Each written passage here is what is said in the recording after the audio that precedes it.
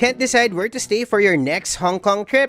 Let's break it down, and by the end of this video, you'll probably have a good idea on the best area for you.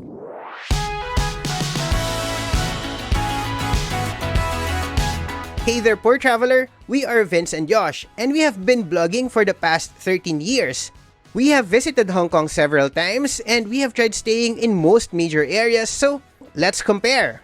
But wait, before we begin, if you're new to this channel, you can help us create more helpful videos like this by hitting the subscribe button and the bell icon next to it so you're updated whenever we have new uploads.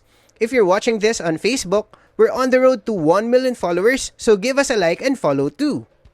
Okay, here's the thing. Hong Kong may be small, but it is a bit complicated, and the key points of interest are spread throughout the territory.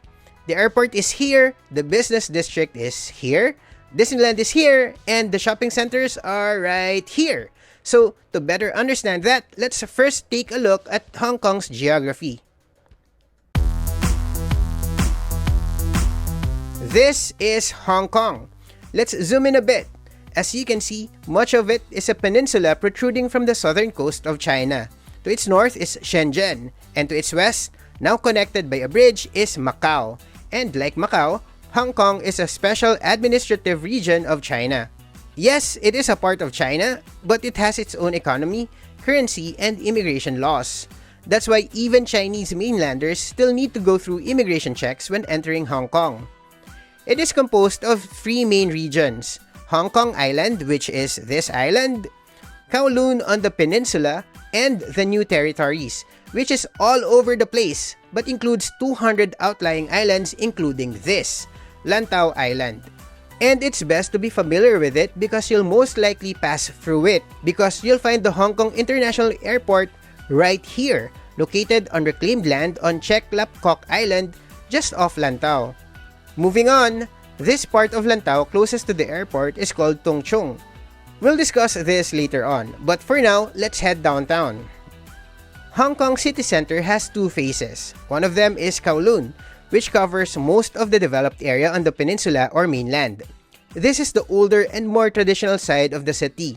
It's what many consider quintessential Hong Kong. It's highly developed, yes, but you'll easily notice that many of the buildings are not very modern. It is dense, busy, and incredibly textured. But you've probably seen this side of Hong Kong a lot because it is often used as a setting in Hollywood movies. Just across the Victoria Harbour lies Hong Kong Island, whose central northern edge is considered the city's central business district. If Kowloon is gritty and traditional, Hong Kong Island is polished and aesthetically more colonial, blending Chinese culture with British influences well. But it is divided into smaller neighborhoods, including Central, Admiralty, Wan Chai, Sheung Wan, and Causeway Bay. The truth is, Hong Kong has 18 smaller districts, but for tourists, especially first-timers, only a few of these will matter to you. So, which is the best area to stay?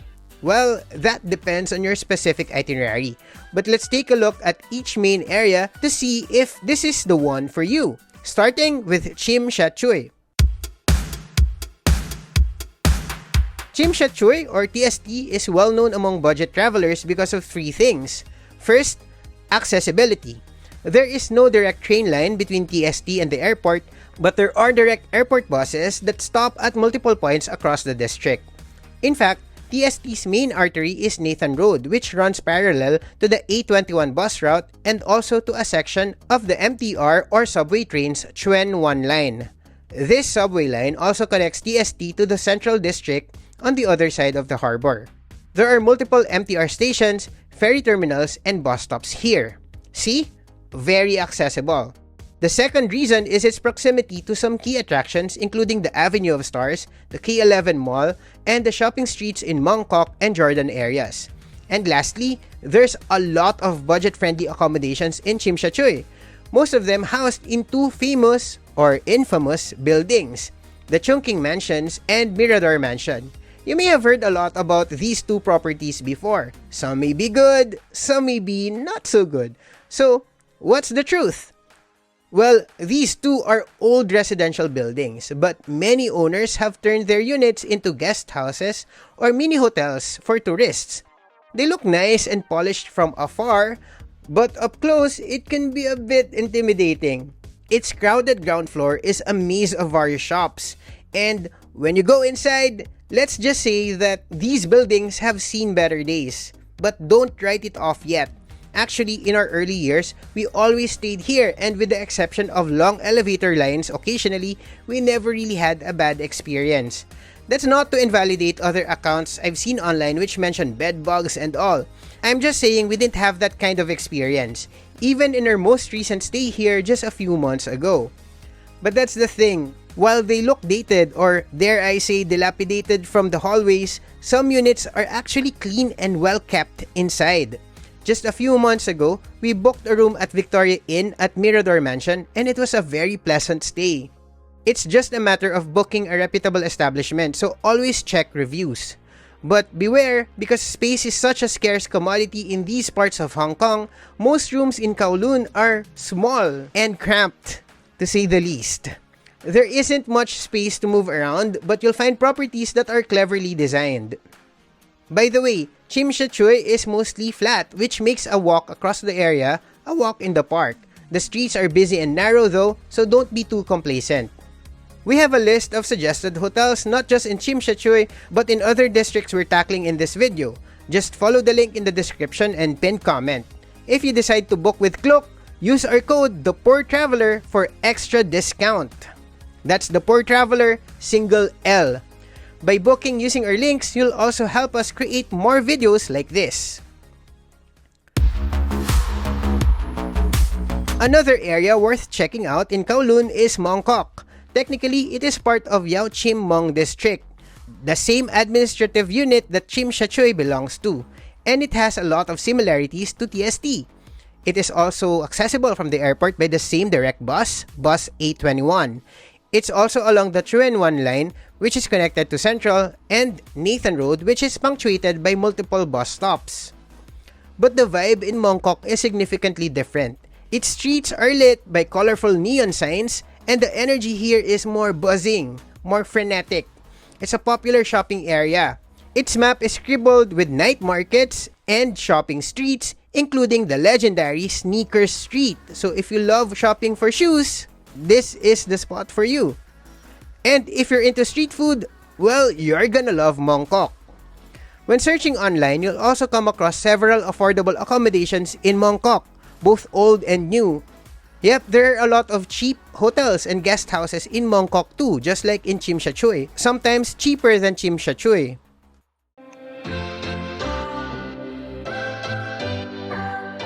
This is Hong Kong's political and commercial center.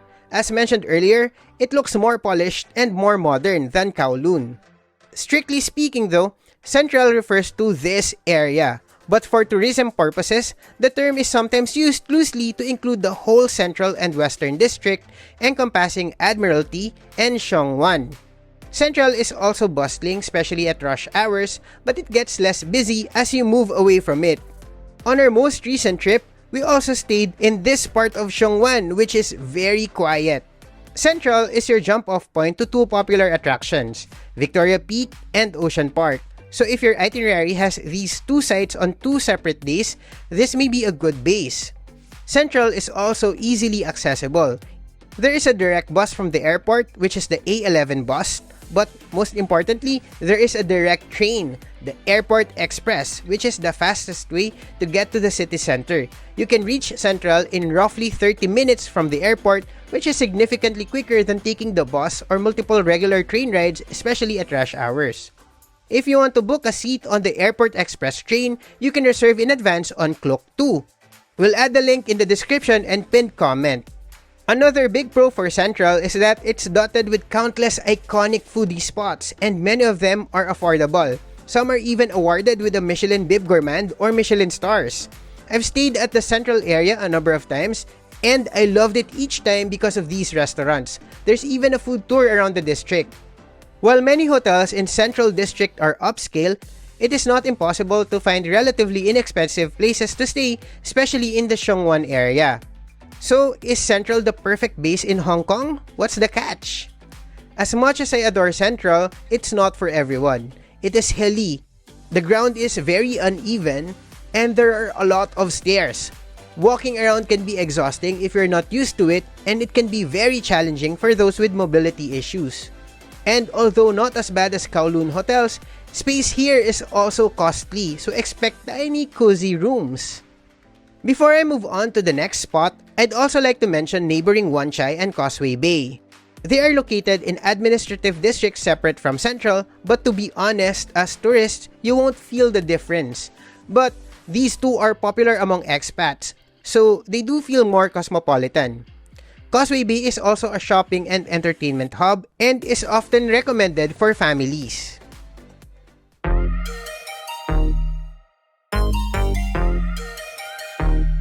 At this point, I'd like to show you the map again. This is the Hong Kong International Airport, as mentioned, located on reclaimed land on Mong Kok Island just off Lantau Island. This area close to the airport is called SkyCity, which harbors several reputable hotels. And this part of Lantau Island closest to the airport is called Tung Chung.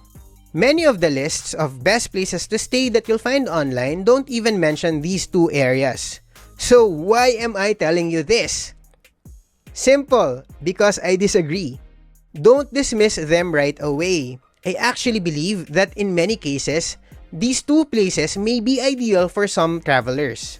Huh? You might be asking, but Yosh, it's so far away and detached from the city center. Why would you think it's a good idea to stay here at all? Well, hear me out.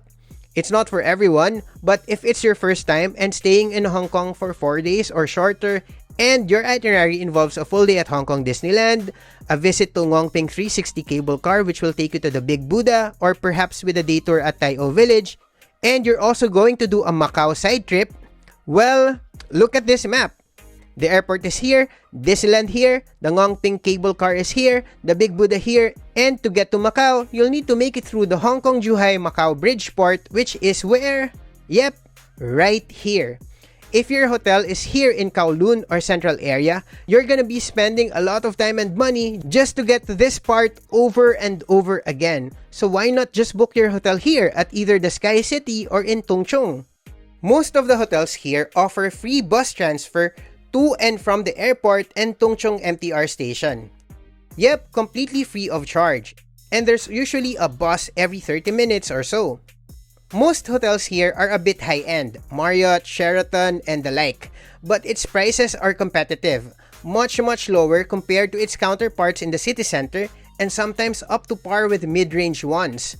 For example, last year, we visited in peak season. We booked 2 hotels, a supposedly budget hotel in Tsim Sha Tsui and this more upscale hotel in Tung Chung. For the TST hotel, we paid 930 Hong Kong dollars per night. Yes, I know it's still steep, but this was really one of the cheapest we found for that period. But within the same time frame, this room at 4 Points by Sheraton in Tung Chung costs 990 Hong Kong dollars per night. That's only a 60 Hong Kong dollar difference per night, and there's a big difference in the experience. Our room in Tung Chung was at a full-service hotel and was much more spacious. And cleaner too. But this area has its cons. First, very limited affordable dining options. We had to make sure we had dinner elsewhere before coming back to the hotel with the expensive in-house restaurants. That or the convenience store. And yes, obviously, as mentioned, it's far from the city center. But you can work around it. Just design your itinerary in a way that would allow you to visit the Kowloon and Hong Kong Island attractions in 1 day or so you'd still get to see the city center efficiently. Again, this is not for everyone. If your itinerary calls for more time in the city center, then don't book a hotel here. But if you have the Disneyland, Ngong Ping, and Macau trifecta in your travel plans, consider this. And, oh, I forget, the Citygate Outlet Mall is also here in Tung Chung, near the Ngong Ping cable car station. So it has shopping perks too.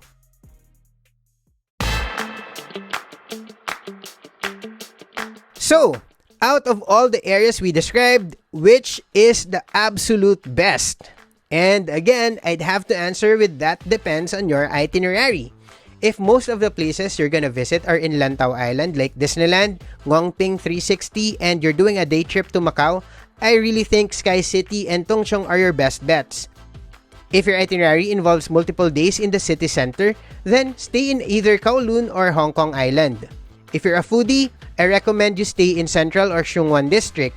If you like shopping and night markets, and you're working with a very tight budget, stay in Mong Kok or Tsim Sha Tsui. As for me, if you ask me to choose without any set itinerary, I'd pick Central and Sheung Wan. It has all the things I want in a neighborhood, especially easy access from the airport, whether by bus or by airport express train.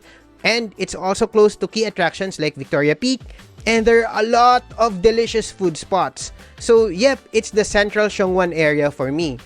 But that's just me. How about you? Have you tried staying at any of these districts? Which one is your favorite? Let us know in the comment section below. If you want to search for hotels, check their rates, or book one, just click on the link in the description or pinned comment. If you're booking with Klook, use the promo code ThePoorTraveler for big discounts. That's ThePoorTraveler, single L.